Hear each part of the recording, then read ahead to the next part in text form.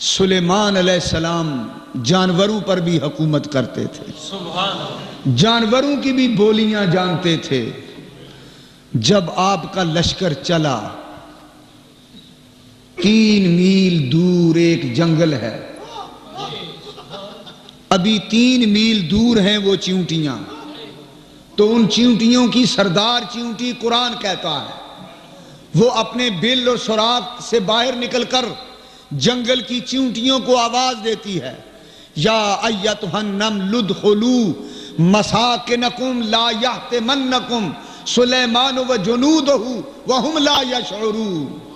اے چیونٹیوں اپنے اپنے سوراخوں میں گھس جاؤ، سلیمان علیہ السلام کا لشکر آ رہا ہے، کہیں پاؤں تلے تمہیں لتاڑ نہ دے۔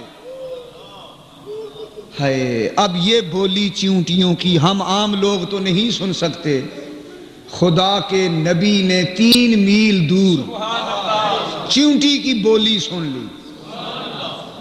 فَتَبَسَّمَ ضَاحِكًا مِّن قَوْلِهَا، قرآن کہتا ہے کہ سلیمان علیہ السلام نے یہ بولی سنی اور آپ مسکرائے، تبسم کیا کہ چیونٹیوں کو اپنی جانوں کی انسانوں سے کتنی فکر ہے۔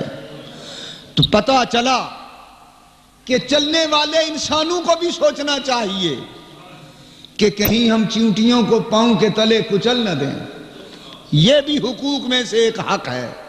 میں آپ سے پوچھتا ہوں، آپ مجھ سے پوچھیں، آؤ ہم اپنا احتساب کریں کہ ہم روزانہ جب بازار میں، سڑکوں میں، گلیوں میں چلتے ہیں تو کتنے کیڑے، کتنی چیونٹیاں ہم پاؤں کے نیچے کچلتے ہیں۔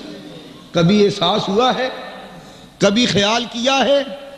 مسئلہ تو یہ ہے کہ جس راستے میں چیونٹیاں نظر آئیں وہ راستہ چھوڑ جاؤ، وہاں قدم نہ رکھو، وہ لتاڑی جائیں گی، وہ کچلی جائیں گی، وہ مر جائیں گی، تمہارا نام قاتلوں کی فہرست میں آئے گا۔ ہمارے رحمت للعالمین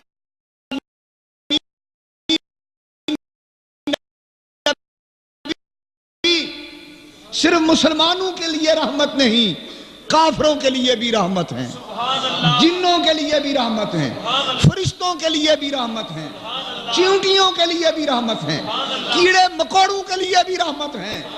وہ ساری کائنات کے لیے رحمت للعالمین بن کر آئے۔